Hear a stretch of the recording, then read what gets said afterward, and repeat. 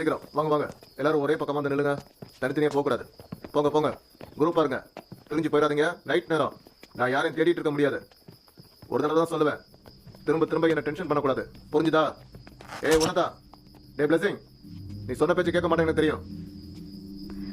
ஹே, ஒரு நிமிஷம் இங்க வா.